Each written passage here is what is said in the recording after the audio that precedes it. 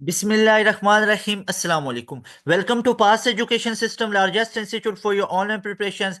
Pass Education System is largest institute in Pakistan for your online entry test preparation, for your online NUST entry test preparation. Dear students, इस video के अंदर हम discuss कर रहे हैं NUST के अंदर जितने भी कैलकुलेशन बेस्ड क्वेश्चंस आते हैं उन तमाम क्वेश्चंस को मैं डिस्कस करवाऊंगा, उन तमाम क्वेश्चंस के फार्मूलाज को डिस्कस करवाऊंगा, उन फार्मूलाज के बिहाफ पे हम क्वेश्चंस को सॉल्व करेंगे कि NUST के अंदर किस तरह कैलकुलेशन बेस वाले क्वेश्चंस आते हैं। याद रखिएगा NUST के अंदर 60 to 70%, समहाउ 75%, समहाउ 80% तक भी थ्योरेटिकल क्वेश्चंस आ जाते होते हैं और 20 25 30% तक जो कैलकुलेशन बेस्ड क्वेश्चंस आते हैं और यहाँ पे स्टूडेंट को काफी प्रॉब्लम देखने को मिलता है। तो आज की इस वीडियो के अंदर हम उसी प्रॉब्लम को इंशाल्लाह सॉल्व करेंगे कि 2025 एडमिशंस अगर आप लोगों ने लेने हैं NUST के अंदर, जैसे अभी आप लोगों का 2025 के अंदर फेब के अंदर NUST का NET 2 हो रहा है, उसके बाद आप लोगों का NUST का NET 3 होगा, NET 4 होगा। तो 2025 के अंदर चाहे आप लोगों ने NET 2 देना है, चाहे NET 3 देना है, चाहे NET 4 देना है, या 2025 के लास्ट पे दिसंबर पे जाके NET 1 होगा, तो उस तक के लिए ये वीडियो आप लोगों के लिए हाईली रिकमेंडेड है। इस वीडियो को पूरा आप लोगों ने देखना है अगर आप लोग NUST का एंट्री टेस्ट देना चाहते हैं, अपना NUST के अंदर अपना एडमिशन सिक्योर करना चाहते हैं। तो डियर स्टूडेंट्स, आज की इस वीडियो के अंदर अब सबसे पहले हम टारगेट करेंगे फिजिक्स को, और फिजिक्स के अंदर तमाम क्वेश्चंस को मैं डिस्कस करवाऊंगा और फिजिक्स के ऑल क्वेश्चन हम डिस्कस करेंगे। इंपॉर्टेंट चैप्टर्स बताऊंगा कि किन किन चैप्टर्स में से कैलकुलेशन बेस के क्वेश्चंस आते हैं। तो डियर स्टूडेंट्स, इस वीडियो को लास्ट तक देखिएगा और ये वीडियो तमाम आप लोगों के लिए बहुत ज्यादा हेल्पफुल होने वाली है अगर आप लोग अपना NUST का एंट्री टेस्ट क्लियर करना चाहते हैं। रिमेंबर डियर स्टूडेंट्स, NUST के अंदर जो थ्योरेटिकल बेस्ड क्वेश्चंस होते हैं वो काफी हद तक बच्चों को इजी लग जाते हैं, फिर भी उसमें भी कॉन्सेप्ट्स होते हैं, लेकिन जो कैलकुलेशन बेस वाले होते हैं, जो वेरिएशंस होती हैं, जैसे जो हमारे पास डायरेक्ट रिलेशन के होते हैं, इनवर्स रिलेशंस के होते हैं, कब दो क्वांटिटीज के बीच में डायरेक्ट होगा, कब इनवर्स होगा, तो इन तमाम वेरिएशंस को अभी इस एक वीडियो के अंदर डिस्कस करवाऊंगा।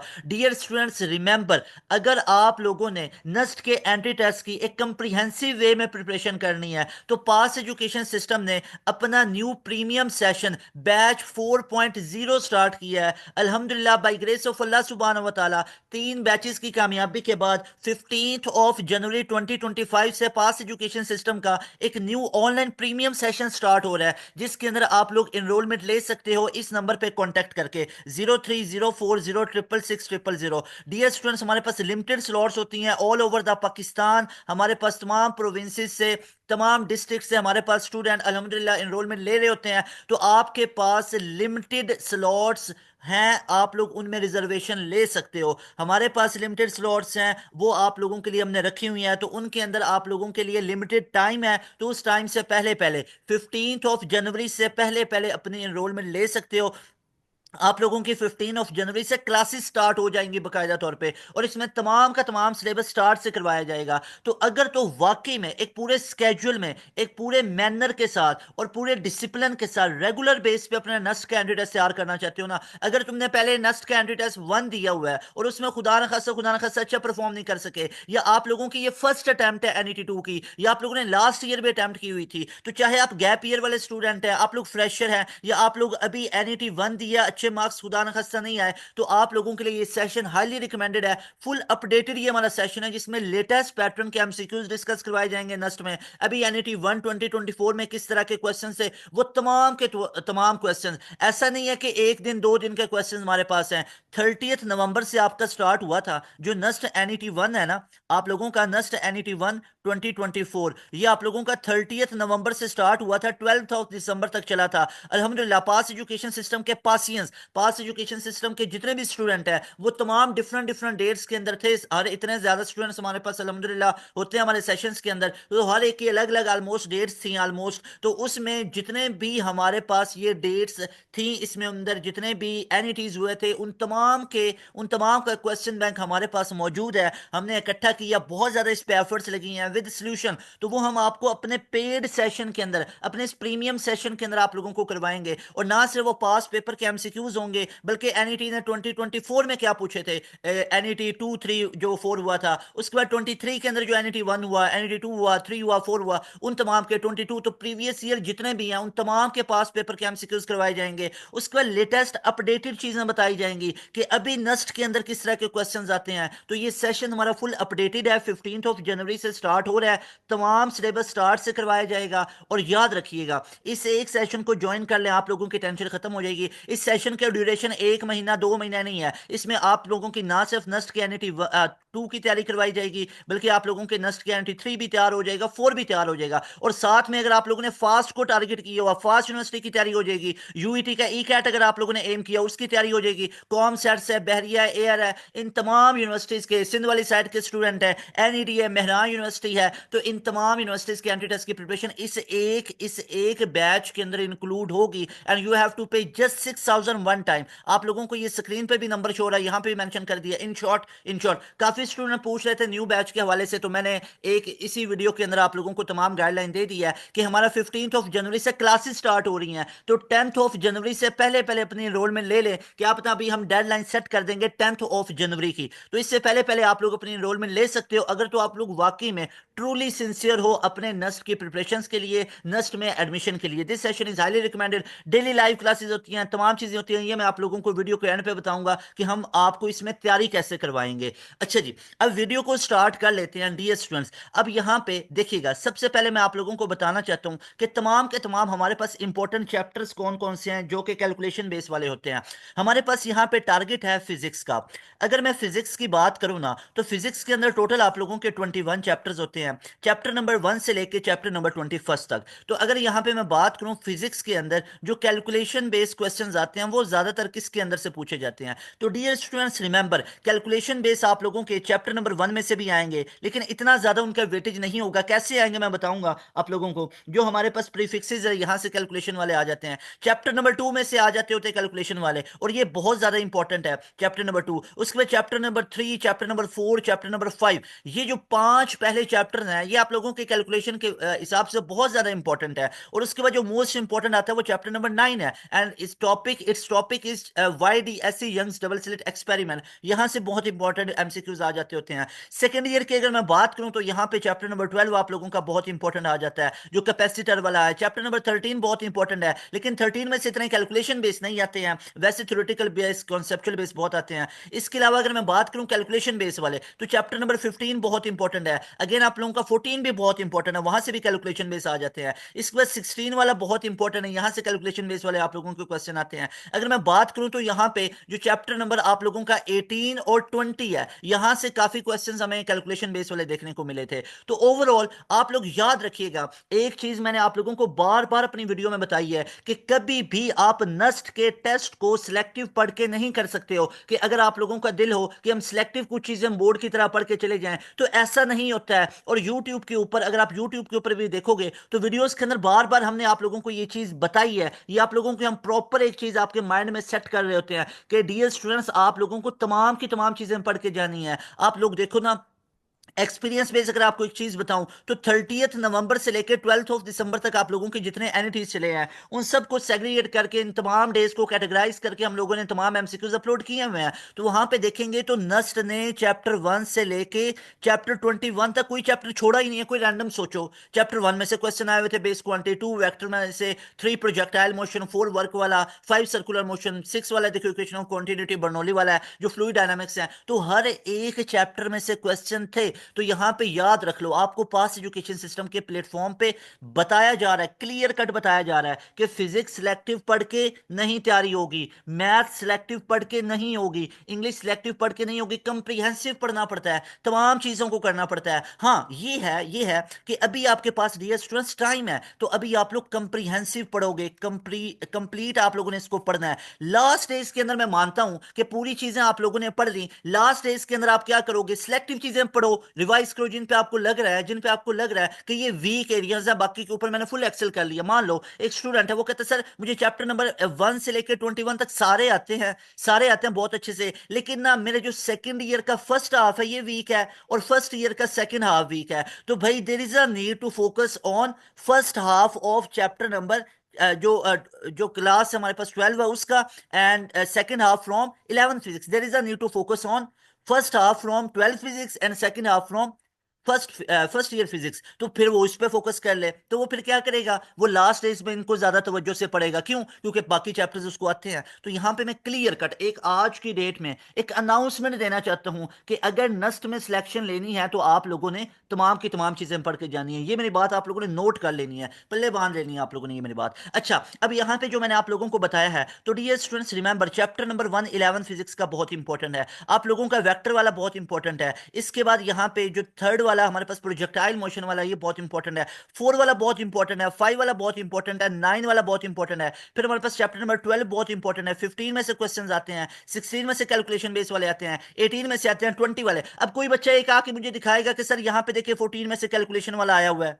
आपने तो बताया ही नहीं। ओ भाई, एक आधे क्वेश्चन की मैं बात नहीं कर रहा हूं, यहाँ पे मैं ओवरऑल वेटेज आपको बता रहा हूँ, ओवरऑल एक्सपीरियंस बेस्ड। अब तुमने दिया होगा एनईटी, एक दिया होगा, दो दिए होंगे, तीन दिए होंगे, चार दिए होंगे। अब हम सालों से पढ़ा रहे हैं, हम 9 9 10 10 साल से पढ़ा रहे हैं। अगर मैं अपनी बात करूं तो यहाँ पे देखो, अब मैं उन तमाम ईयर्स का आपको ट्रैक रिकॉर्ड बता रहा हूं ना। तुम्हें तो 1 2 साल से ज्यादा का नहीं पता होगा कि एनईटी में क्या आया क्या नहीं आया। तो इसलिए मैं आपको ओवरऑल ये रिकॉर्ड बता रहा हूँ, ओवरऑल बता रहा हूँ कि कहाँ कहाँ से नस्ट के अंदर कैलकुलेशन बेस वाले मैक्सिमम पूछे जाते हैं। एक्सेप्शन हर जगह भाई, 13 में से भी कैलकुलेशन वाले हैं। अच्छा और बताओ, theoretical base, pure theoretical base कौन सा है आपका? चैप्टर नंबर 6 जो आप लोगों का फ्लूइड डायनामिक्स है, वहां से भी कैलकुलेशन वाले आए हुए हैं। टॉर्सरी थ्योरम, वेंचर रिलेशन के बारे में आया है, 2G × H1 - H2, उसका कई दफा एप्लीकेशन पूछा गया है। तो थिंग इसके ओवरऑल बता रहा हूं ना कि किन चैप्टर्स पे आप लोगों को फोकस करना है। तो यहां पे ये चीज आप लोगों ने देखना है, क्योंकि यहां पे आप लोगों ने इन चैप्टर्स को अच्छे तरीके से फोकस करना है। तो इंशाल्लाह ताला आप लोगों की बहुत लेवल की तैयारी होगी,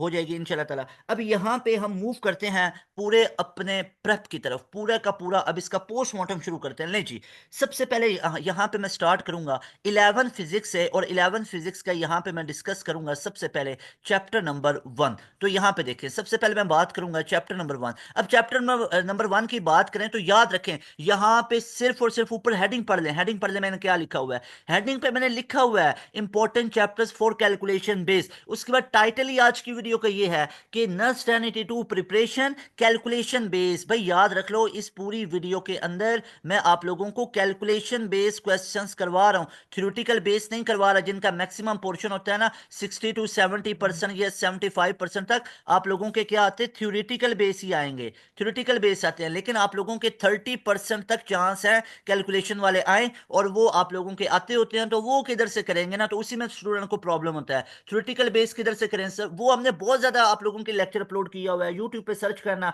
Nernst annuity physics end game, search करना नस्ट एनिटी एंड गेम, 11 घंटे की वीडियो वो सुनो, उसमें नस्ट की पूरी तैयारी करवाई हुई है। तो यहाँ पे जस्ट ये वीडियो बनाने का टारगेट है, जो वीक एरिया होता है उसको मैं कवर करवा सकूं। तो इसके अंदर पहले नंबर पे हम बात करते हैं प्रीफिक्सेस के अंदर से क्वेश्चंस आ जाते होते हैं। अब कुछ प्रीफिक्सेस आप लोगों को याद होनी चाहिए। अब जैसे मैं आप लोगों को यहाँ पे सारी लिख के दे देता हूँ। एटो हमारे पास 10⁻18 के करीब होता है, याद रख लो।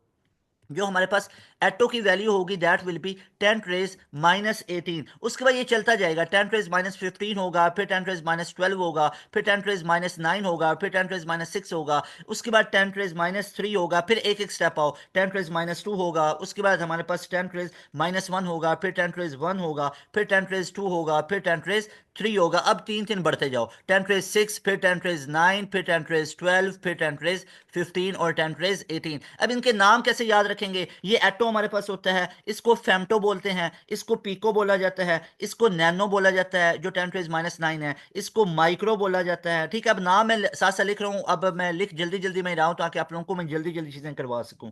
इसके बाद 10 जो हमारे पास -3 वाला होता है, इसको मिली बोला जाता है, दैट इज मिली। उसके बाद 10⁻2 वाला, इसको सेंटी बोला जाता है। 10 जो -1 वाला होता है, इसको डेसी बोला जाता है। उसके बाद जो 10⁻+1 वाला होता है, इसको डेका बोला जाता है। तो डियर स्टूडेंट्स याद रख लो इन तमाम चीज़ों को। उसके बाद जो 10⁻2 वाला होता है, इनको हेक्टो बोला जाता है। इसके बाद 10⁻3 वाला जो होता है, इसको किलो बोला जाता है, ये तो बहुत कॉमन है, आप लोगों को पता भी होगा। उसके बाद जो 10⁻6 है, इसको मेगा बोला जाता है। 10⁻9 वाला है, इसको आप लोगों ने गीगा बोलना होता है। और उसके बाद 10⁻12 वाला, इसको टीरा बोलना होता है। उसके बाद इसको पीटा बोलना होता है, और इसको एक्सा बोलना होता है। तो डियर स्टूडेंट्स हमें कौन कौन से याद रखने हैं? हमें याद रखने हैं एटो को, हमें फेम्टो को याद रखना है, पीको को, नैनो को, माइक्रो को याद रखना है, मिली को याद रखना है। उसके बाद हमें इसके बाद ये किलो को याद रखना है, सेंटी को याद रखना है, उसके बाद हमें मेगा और गीगा को याद रखना है, उसके बाद टेरा को याद रखना है। तो इन तमाम वैल्यूज को अच्छे तरीके से आप लोग याद रख सकते हैं। कौन कौन से हमारे पास ये क्वेश्चंस आए थे वो अब आप लोगों को मैं यहां पे करवाता हूं। डियर स्टूडेंट्स रिमेंबर, एक हमारे पास क्वेश्चन पूछा गया था, क्वेश्चन आया हुआ था कि आप लोग बताएं कि हमारे पास रेशो क्या होगी 1 नैनोमीटर, अब ये नस्ट के अंदर पूछा गया 1 नैनोमीटर टू 1 एटोमीटर। तो डियर स्टूडेंट्स रिमेंबर, अब आप लोगों को पता होना चाहिए कि यहाँ पे हमारे पास जो रेशियो पूछी गई है वो एटो टू नैनोमीटर पूछी गई है। तो यहाँ पे देखिए नैनोमीटर, नैनोमीटर कितना होता है, दैट इज 10⁻⁹ और एटोमीटर कितना होता है, that is 10⁻⁻18। I ask to find the ratio of 1 nanometre to 1 attometre. तो कैसे निकालेंगे भाई, ऊपर रखेंगे नैनोमीटर 10⁻⁹, नीचे रखेंगे एटोमीटर दैट इज 10⁻⁸। तो ऊपर जाएगा तो देखिए ये कितना बन जाएगा, दैट विल बी 10⁻+9, और 10⁻+9 कहां पे होता है, दैट इज इन गीगा। तो अब ये एमसीक्यूज आप लोगों से पूछा जाए कि the ratio of 1 nanometre to 1 attometer that will be equal to, option आपके पास हो, that will be equal to mega, क्या ये मेगा के इक्वल है, ऑप्शन बी हो क्या ये माइक्रो के इक्वल है, ऑप्शन सी आप लोगों के पास हो क्या ये गीगा के इक्वल है, और ऑप्शन नंबर डी आप लोगों के पास हो कि क्या ये नैनो के इक्वल है। तो किस पे टिक लगाएंगे, गीगा के ऊपर टिक लगाएंगे, that is in C option. I hope आप लोगों को ये क्वेश्चन फुल क्लियर हुआ होगा। वीडियो को पॉज करें, चैनल को भी सब्सक्राइब करें और ऑल डन का मुझे मैसेज करें, ऑल डन का मैसेज करें, क्या ये आप लोगों को फुल चीज क्लियर हुई है। इसके बाद हम नेक्स्ट मूव करते हैं, तो हमारे पास इसी चैप्टर के अंदर से ना आ जाते होते हैं जो कि सिग्निफिकेंट फिगर्स के रिलेटेड है, बहुत इंपॉर्टेंट है। अब सिग्निफिकेंट फिगर्स के बारे में बहुत रूल्स हैं, डिटेल के अंदर वीडियो डिजाइन हमने की हुई है, चाहे नस्ट की एंड गेम देख लो, नस्ट का पार्ट 1 का फर्स्ट हाफ का वन शॉट देखो, नस्ट का पार्ट 1 का आप लोग सेकेंड हाफ का वन शॉट देखो, जो भी टाइप करो यूट्यूब के ऊपर नस्ट के फिजिक्स एनिटी के रिलेटेड आप लोगों को अल्हम्दुलिल्लाह पास एजुकेशन सिस्टम की वीडियोस शो होंगी, उनको जाके आप देखना, उनको जाके देखना, लिखना नस्ट annuity physics preparations by pass education system, तमाम की तमाम वीडियोस पास की शो होंगी, उसके अंदर भी डिटेल में चीजें बता रखी हैं। बार बार इसलिए रेफरेंसेस दे रहा हूं कि वहां पे हमने सारी चीजें अच्छे से कवर कर दी हुई हैं तमाम, यहां पे सिर्फ मैं कैलकुलेशन बेस वाली चीजें आप लोगों को करवा रहा हूं। इसके बाद अगर मैं बात करूं तो सिग्निफिकेंट फिगर्स आ जाते हैं। अब सिग्निफिकेंट फिगर्स में से हमारे पास क्या कैलकुलेशन बेस सारा आएगा, यहाँ पे तो सीधा सीधा पूछते हैं इसमें कितना सिग्निफिकेंट 4, यहाँ पे 2.23, इसमें 3 आ गया, 2.0 कितने आ गए, यहाँ पे 2 सिग्निफिकेंट फिगर्स आ गए, यहाँ पे पूछा जाता है कि 200 इसमें कितने होते हैं, इसमें 1 होता है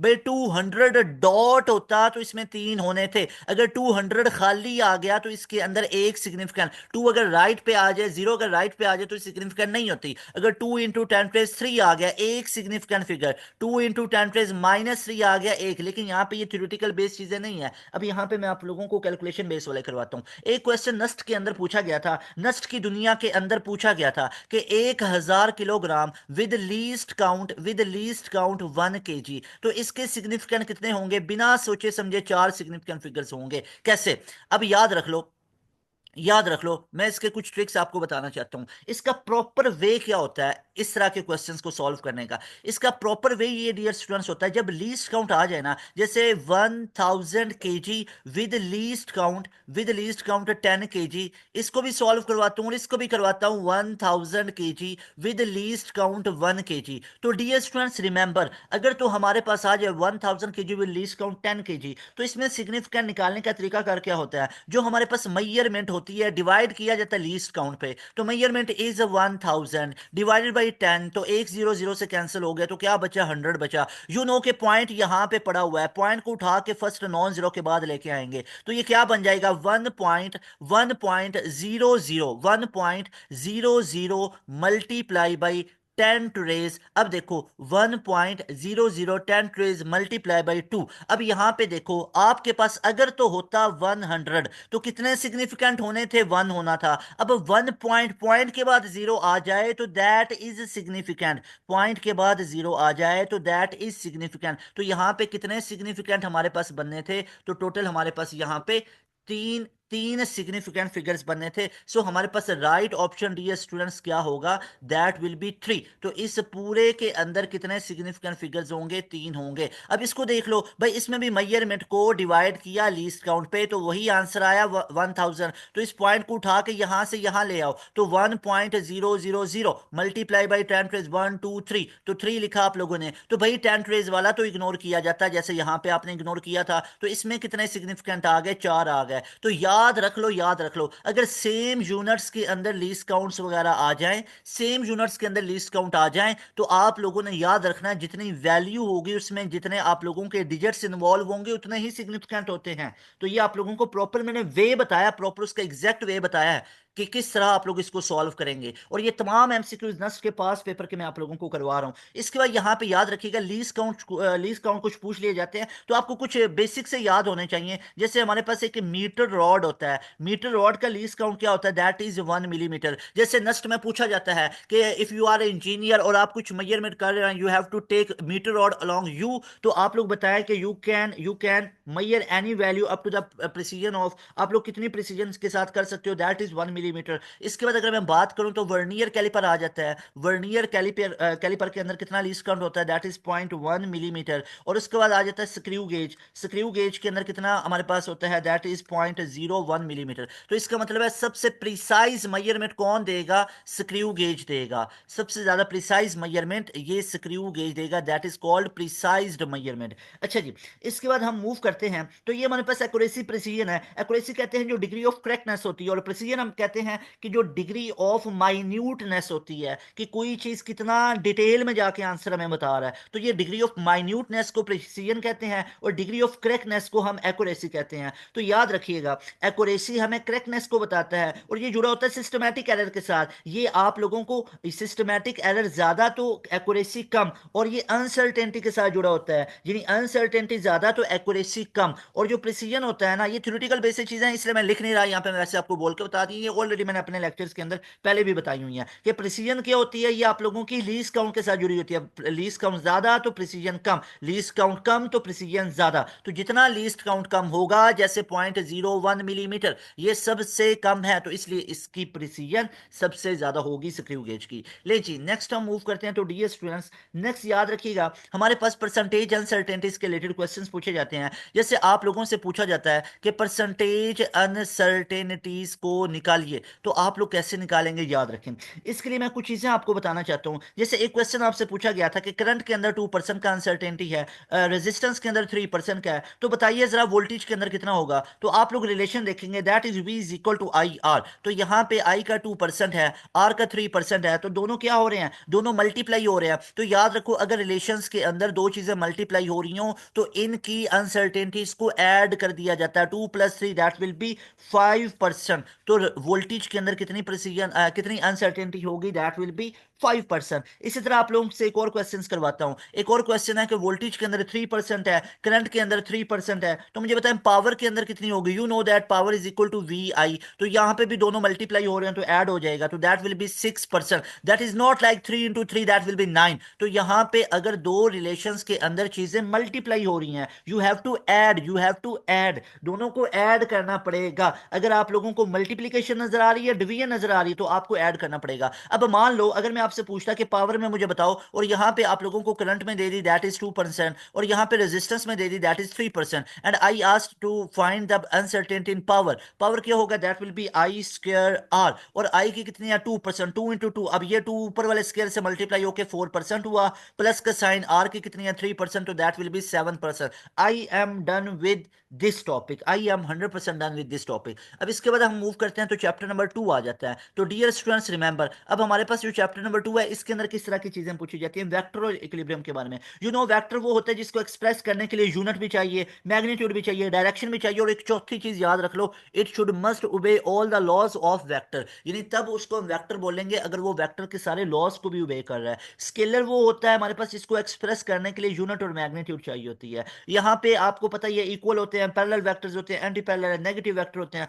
को इनिशियल वेक्टर्स वो होते हैं जिनमें इनिशियल पॉइंट सेम होते हैं, को प्लेनर वो होते हैं जो सेम एक की प्लेन में लाई कर रहे होते हैं। नल वेक्टर होते हैं जिनमें मैग्नीट्यूड जीरो है। एक्सियल वेक्टर होते हैं which act on axis of rotation, जो एक्सिस ऑफ रोटेशन पे आ रहे होते हैं उनको एक्सियल वेक्टर कहते हैं। तो ये बोल के थ्योरेटिकल चीजें मैंने बता दी क्योंकि ये भी इंपॉर्टेंट चीजें थी, लेकिन यहाँ पे आज जो हम पूरा एक पोस्टमार्टम कर रहे हैं ये हम कैलकुलेशन बेस वाले क्वेश्चंस का कर रहे हैं। तो डियर स्टूडेंट्स याद रखिएगा, आप लोगों से अगर एक मैं बात पूछूं ना कि हमारे पास दो वेक्टर्स हैं जैसे ये है, तो इनके दरमियान एंगल मेजर किया जा सकता है यहाँ पे, और एक हमारे पास ये वेक्टर्स हैं दो। तो मान लो अब ये हमारे पास ए वेक्टर है, ये हमारे पास बी वेक्टर है, ये भी ए वेक्टर है, ये बी वेक्टर है। तो अगर मैं पूछूं कि यहाँ पे करेक्ट एंगल आप सबसे जल्दी कहाँ पे मेजर कर सकते हो, you can measure in this one condition. दो में आप मेजर एंगल सही नहीं कर सकते, क्यों? क्योंकि एंगल को मेजर करने का एक स्टैंडर्ड फॉर्म होता है कि या तो हेड से हेड जुड़े हों या टेल से टेल दो वेक्टर्स के जुड़े हों। तो ये बातें आपको पास एजुकेशन सिस्टम के प्लेटफॉर्म पे नजर आएंगी।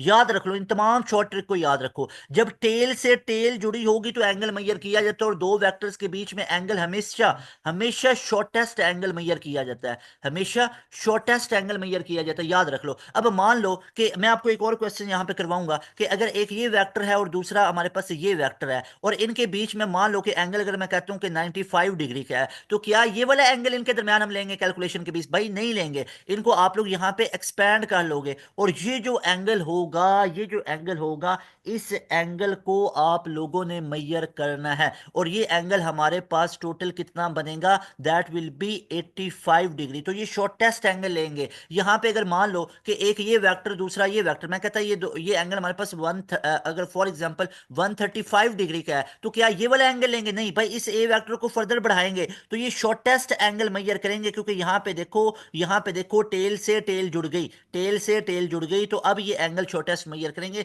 जरा डिटेल के अंदर जरा जूम करके देखते हैं। ये देखो, दो वेक्टर हमारे पास, एक वेक्टर ये पड़ा हुआ था, दूसरा वेक्टर हमारे पास ये पड़ा हुआ था, और मैंने कह दिया कि यहां पे ये जो एंगल है that major angle is of 120 degree. तो क्या ये कैलकुलेशन में एंगल लेंगे? नेवर। इस ए वेक्टर को आप लोगों ने एक्सटेंड कर देना है, इस ए वेक्टर को आप लोगों ने बढ़ा देना है। तो ये देखो, अब इसका हेड इसका टेल से टेल जुड़ गया, तो अब ये शॉर्टेस्ट एंगल मेजर करेंगे, और ये कितना होगा? दैट विल बी 60 डिग्री, क्योंकि दो वेक्टर के बीच में जो मैक्सिमम एंगल हो सकता that is of 180 degree. Theta should never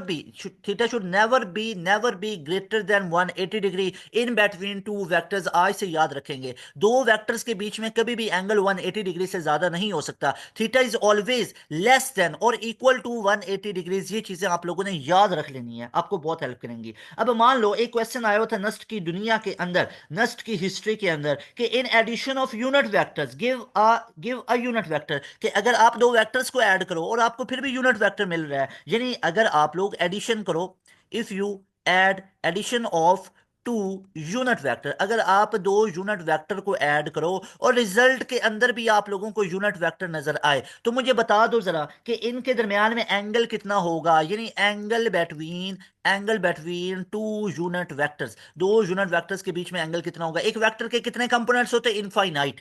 एक वेक्टर के कितने यूनिट वेक्टर होते? सर दो होते, सर तीन होते। अरे नहीं भाई, याद रख लो, एक वेक्टर के कंपोनेंट्स भी इनफाइनाइट होते, एक वेक्टर के यूनिट वेक्टर्स भी इनफाइनाइट होते। जो हमारे पास रेक्टेंगुलर यूनिट वेक्टर्स हैं, ये जो रेक्टेंगुलर कंपोनेंट्स है, वो हमारे पास तीन होते हैं। वो हमारे पास तीन होते हैं एक्स वाई जी प्लेन के अंदर, एक्स वाई प्लेन में दो होते हैं। तो यहां पे याद रखेंगे, एंगल निकालना है तो एंगल के लिए हम याद पे एक रिलेशन यूज करेंगे, R is equal to A square plus B square plus 2ab cosine of theta. तो यहां पे आपके पास रिजल्टेंट कितना आ रहा है? भाई रिजल्टेंट एक आ रहा है, यूनिट वेक्टर ही आ रहा है। कब आ रहा है? जब दो वेक्टर्स को ऐड करो, इसका भी स्क्वायर इसका भी स्क्वायर, तो यहां पे 2 इंटू ए की भी वैल्यू 1, बी की भी 1, तो यहां पे कितना हो गया? 2 कोसाइन ऑफ थीटा। तो ये टोटल कितना बन गया? That will be 1 is equal to 2 plus 2 that will be equal to 2 plus 2 cosine of theta. दोनों साइड पे स्केल ले लो, तो that will be 2 plus 2 cosine of theta. ये इधर भेज दो तो दैट विल बी -1, तो ये आ जाएगा theta is equal to cosine inverse -1/2, और ये किस पे होता है? That is equal to 120 degrees. तो कोसाइन 120 डिग्री हमारे पास किस पे होगा? थीटा कोसाइन -1/2 किस पे होगा? 120 पे होगा। तो याद रख लेंगे, अगर दो वेक्टर्स को ऐड किया जाए, दो यूनिट वेक्टर्स को ऐड किया जाए और रिजल्ट में भी यूनिट वेक्टर मिले, चेक करो, दो यूनिट वेक्टर को ऐड किया, रिजल्ट में भी यूनिट वेक्टर मिला, तो फिर उन दोनों यूनिट वेक्टर्स के बीच में एंगल कितना होगा, दैट विल बी 120 डिग्रीज। तो ये भूलना ही नहीं है ना, भूलना ही नहीं, पूरी कैलकुलेशन करके आप लोगों को मैंने बता दी है। अच्छा जी, इसके बाद यहां पे मैं मूव करूं तो डॉट प्रोडक्ट, जिसको मैं स्केलर प्रोडक्ट बोलता हूं और जो कि होता ही स्केलर प्रोडक्ट है, और वेक्टर प्रोडक्ट जिसको क्रॉस प्रोडक्ट बोला जाता है, उसके ऊपर बात कर लेते हैं। तो यहां पे एक हमारे पास होता है A dot B, A into B, that will be A B cosine of theta, A B cosine of theta. तो यहां पे याद रख लेंगे कुछ चीजों को कि आप लोगों को पता होना चाहिए, आई डॉट आई ये इक्वल होगा जे डॉट जे के, और ये इक्वल होगा के डॉट के, और इनका आंसर 1 आएगा। आई डॉट जे इक्वल होगा के जे डॉट के, और इसके बाद ये इक्वल होगा के डॉट आई के, और इनका आंसर आएगा 0। क्यों? क्योंकि I dot I same same है, दोनों सेम वेक्टर्स हैं, तो क्या होगा, सेम यूनिट वेक्टर्स के बीच में एंगल 0 डिग्री, यहाँ पे भी 0, यहाँ पे भी 0, तो साइन ऑफ 0 कितना होता है, that is 1, so that is why ये 1 होगा।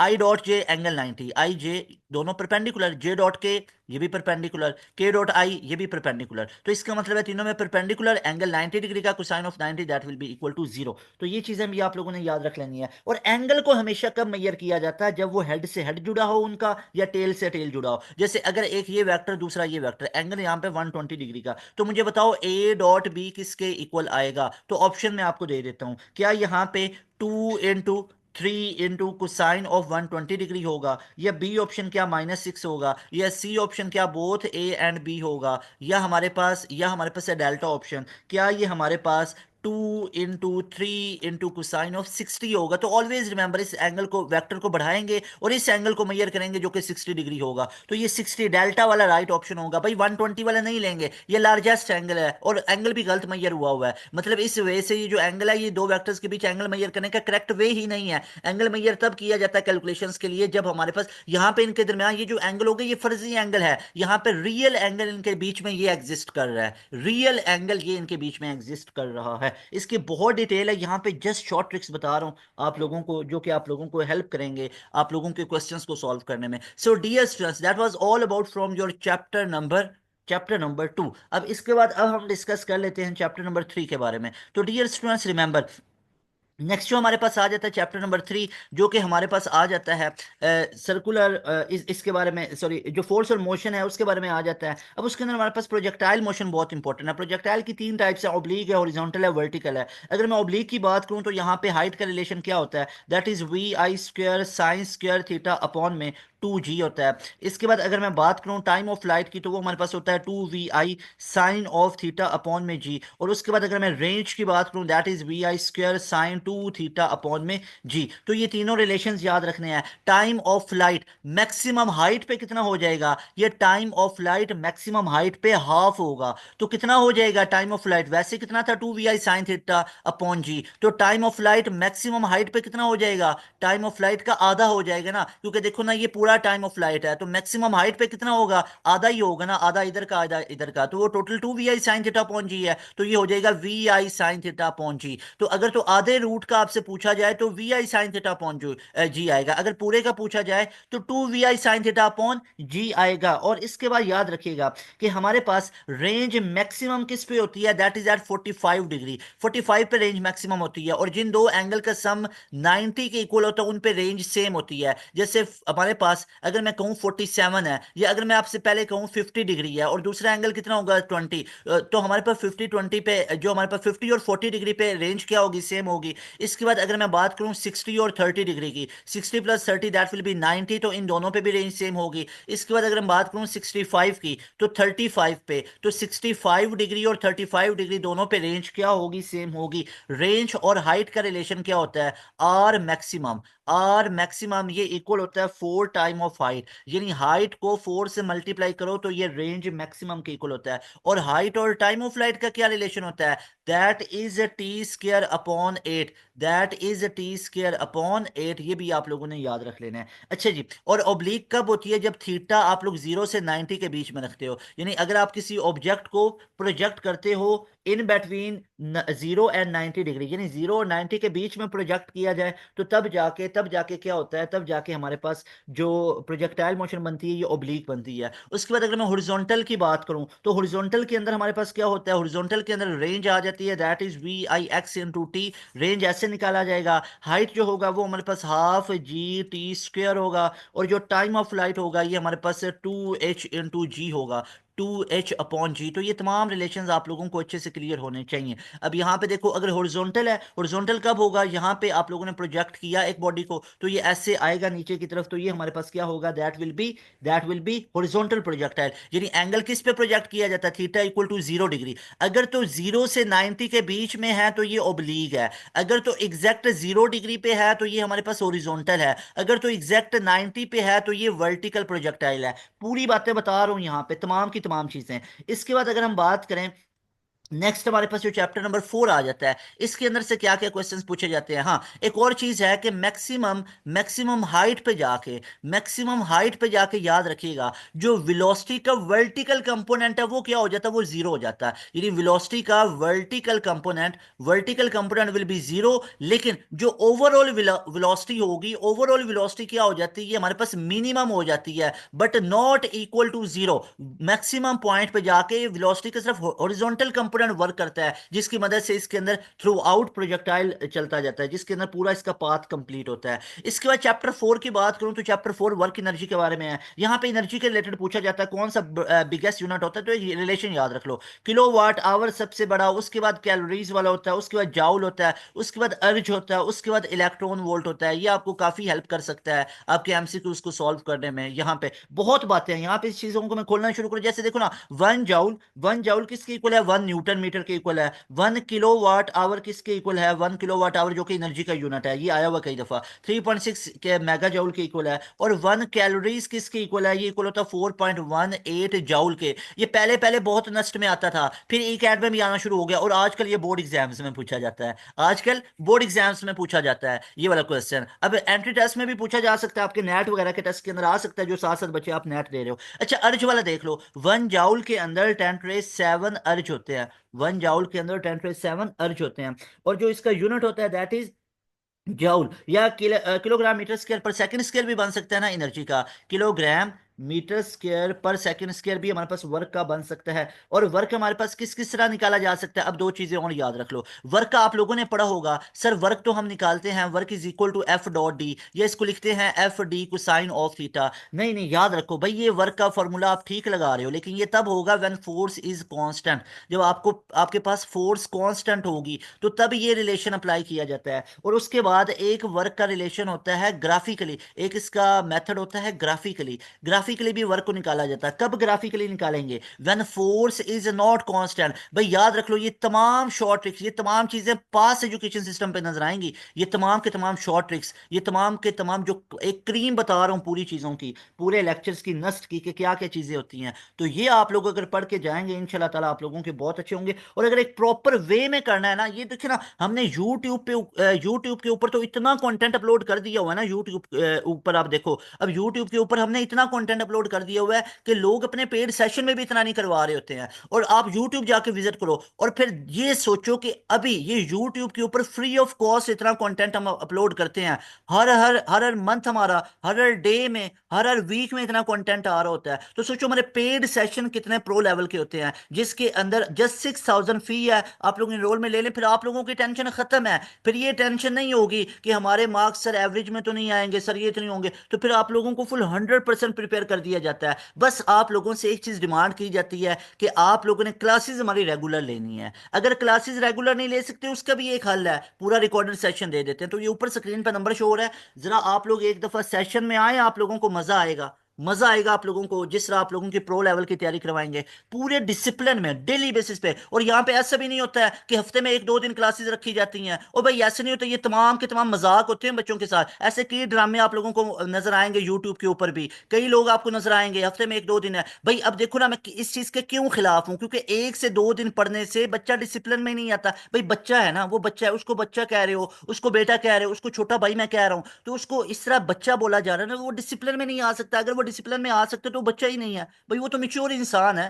तो एक बच्चों को डिसिप्लिन में आने की जरूरत है। वो सेशन फिर क्यों परचेज कर रहे हैं? तो ऑलवेज रिमेंबर, हमारे यहाँ ऐसा नहीं होता। हमारे सेशन के अंदर डेली लाइव क्लासेस होती हैं। अब यहाँ पे मैं एक चीज बताना चाहता हूँ भाई, एमडी कैट है ना, एमडी कैट है, अभी वो जाके 5 6 7 महीने के बाद होगा। ठीक है, हफ्ते में 1 से 2 दिन क्लास रखने से काम चलेगा? चलेगा भी, बिल्कुल मैं मानता हूँ। हफ्ते में 1 से 2 दिन क्लास रखने से काम चलेगा। इट्स नॉट सो हेक्टिक, और there is no need to take that MD CAT so hectic, because there are couple of months जो कि पड़े हुए हैं और उसके अंदर आप तैयारी कर सकते हो। बट अबाउट नस्ट, अब लोग नस्ट की तैयारी आपको करवाते हुए नजर आएंगे, तो इन चीजों से अलर्ट रहना है मेरे भाई, अलर्ट रहना है। अब मेरी तो वो समझ में बात ही नहीं आती कि हफ्ते में 1 से 2 दिन बच्चों को, ठीक है, तो ऐसे कई लोग आप लोगों को भाषण देते हुए नजर आएंगे। ठीक है, तो पहले ये चीज लाजमी तौर पे मेक श्योर कीजिएगा, जहां पे भी एडमिशन लेने लगो लाजमी तौर पे मेक श्योर कीजिएगा कि क्या वहां पे नस्ट की तैयारी हफ्ते में 1 से 2 दिन तो नहीं है, क्या यूईटी के ई कैट की तैयारी हफ्ते में 1 से 2 दिन तो नहीं है, क्या मेहरान यूनिवर्सिटी की तैयारी हफ्ते में 1 से 2 दिन तो नहीं है, एनईडी की तैयारी हफ्ते में 1 से 2 दिन तो नहीं है, आईबीए की तैयारी हफ्ते में 1 से 2 दिन तो नहीं है, फास्ट की तैयारी हफ्ते में 1 से 2 दिन नहीं है। तो याद रखो, ये पाकिस्तान के top of the line universities, NUST की अगर मैं बात करूं, यूईटी की मैं बात करूं, ये आप लोगों को फास्ट की बात करूं, इसके अलावा मैं प्यास यूनिवर्सिटी की बात करूं, इसके अलावा मैं जीके इंस्टीट्यूट की बात करूं, इसके अलावा मैं एनईडी की बात करूं, आईबीए की बात करूं, लम्स की बात करूं, इसके अलावा मैं आईटीयू पंजाब यूनिवर्सिटी की मैं बात करूं, तो कॉम सेट्स की बात करूं, तो भाई भाई मेरे भाई मेरी छोटी बहन, हमेशा याद रखना, पास एजुकेशन सिस्टम। अब यहां पे असल मेहनत किसे कहते हैं, वो ये है कि आप लोगों की डेली लाइव क्लासेस होंगी, डेली लाइव क्लासेस हम आप लोगों को पढ़ाते हैं। ये लेक्चर के बीच में मैं बहुत इंपॉर्टेंट चीज आप लोगों को बता रहा हूं कि डेली बेसिस पे हमारी क्लासेस होती हैं, यानी आप लोगों की मंडे से, आप लोगों की मंडे से संडे तक क्लासेस चली, यानी मंडे को भी क्लास हुई आप लोगों की, ट्यूसडे को क्लास हुई, वेंसडे को क्लास हुई, थर्सडे को हुई, फ्राइडे को हुई, सैटरडे को, संडे को। अब 6 दिन क्लासेस चलेंगी, ये मंडे से फ्राइडे और ये संडे वाला दिन भी। ये जो सैटरडे का दिन होता है, यानी 6 दिन हमारी क्लासेस चली, और 7वें दिन सैटरडे को आप लोगों का एक टेस्ट लिया जाता है। जो सेशन के स्टूडेंट हैं उनको तमाम पता है, जो सेशन के स्टूडेंट भी देख रहे होंगे ना, उनको पता है सैटरडे को हमारा टेस्ट होता है, और उस टेस्ट के अंदर जो आप लोगों के चैप्टर खत्म हुआ होता है, ये जो आप लोगों का पढ़ा होता है, उसके रिलेटेड एक हम टेस्ट ले रहे होते हैं। तो भाई ऐसा मजाक हम अपने बच्चों के साथ नहीं करते कि हफ्ते में 1 से 2 दिन क्लासेस, बच्चा ये हफ्ते में 1 से 2 दिन क्लास है, अगर कहीं पे प्रॉब्लम बनेगा तो आपकी अलग से कोई डाउट क्लास मैं रख दूंगा, अलग से आप लोग मुझसे पूछ लें। तो भाई ऐसा नहीं होता है, एक प्रॉपर वे में, एक प्रॉपर पता चले कि बच्चा नस्ट की तैयारी कर रहा है। महीने कितने रह गए हैं, अभी जनवरी का मंथ है, फरवरी के महीने में तो एनईटी 2 आप लोगों का आ रहा है, उसके बाद आगे कितने दिन है, तो क्या बच्चा एक यूनिवर्सिटी को लेके बैठा रहेगा, हफ्ते में 1 से 2 दिन आप क्लास करोगे तो महीने में आपकी टोटल कितनी, 6 से 8 क्लासेस बनी, तो 8 क्लासेस महीने में दोगे, 8 क्लासेस तो हम एक हफ्ते में देते हैं, ओ भाई एक हफ्ते में हमारी 8 क्लासेस हो जाती होती हैं। बाज दफा हम फिजिक्स के डबल डबल क्लास रख लेते होते हैं, जिस तरह अब आप सबको पता है जो सेशन के स्टूडेंट है। तो थिंग इज के यहाँ पे असल असल काम कौन करवा रहा है आपको, मेहनत कौन करवा रहा है, ये देखें। और हमारा जाके यूट्यूब देखना, अभी ये जो मैं एमसीक्यूज आपको करवा रहा हूँ ये भी आप लोगों को नजर आएगा, कई लोग अपने खोपचे में जाके पेस्ट कर रहे हैं, कॉपी पेस्टर लोग बहुत होते हैं यहाँ पे, ये वो इधर से कॉपी करते हैं जाके पेस्ट करते हैं। जैसे मैंने आपको नस्ट की तैयारी करवाई, तो नस्ट की अगर मैं बात करूँ ना, तो नस्ट के ऊपर तो अल्हम्दुलिल्लाह अल्हम्दुलिल्लाह बहुत ज्यादा क्रिएटिविटी अपने बच्चों के लिए लेके आए, और अभी भी लेके आएंगे। आप लोगों की तबीयतें खुश हो जाएंगे इंशाल्लाह। चैनल के साथ जुड़े रहो आप लोग चाहे पेरेंट्स अपने बच्चों के लिए सुन रहे हैं या आप लोग स्टूडेंट मैक्सिमम सुन रहे हैं, तो याद रखो नस्ट के एनईटी 2 के ऊपर भी ऐसी चीजें लेके आएंगे। अगर मैं एनईटी 1 की बात करूं ना, तो कितनी ज्यादा क्रिएटिविटी हम लेके आए, कितनी ज्यादा क्रिएटिविटी लेके आए। अब जैसे एक वीडियो यूट्यूब के ऊपर पास एजुकेशन सिस्टम अपलोड करता था ना, कि ये मेन इंपॉर्टेंट टॉपिक्स हैं भाई, फौरन से आपको नजर आता था कॉपी पेस्ट अपने वीडियोस के अंदर उसको कॉपी पेस्ट कर रहा है। तो भाई याद रखो, ऐसे कई लोग आपको कई ड्रामे नजर आएंगे और उसके बाद भाषण देंगे कि भाई हम तो हफ्ते में आप आ जाओ, नस की तैयारी, नस की तैयारी, और नस्ट का आता जाता कुछ नहीं, नस्ट का पता कुछ नहीं, और बच्चों को तैयारी करवाना नस्ट की। तो ऐसा नहीं होता, अल्हम्दुलिल्लाह यहाँ पे ऐसे एक्सपर्ट टीचर मौजूद है ना, और उन्होंने ये साबित किया है कि नस्ट एनईटी के अंदर, एनईटी 1 के अंदर, पाकिस्तान के अंदर नस्ट के अंदर हमारे बच्चे ने टॉप किया 168 आउट ऑफ 200। उसके बाद एनईटी 2 हुआ, उसमें हमारे बच्चे ने टॉप किया 169 आउट ऑफ 200।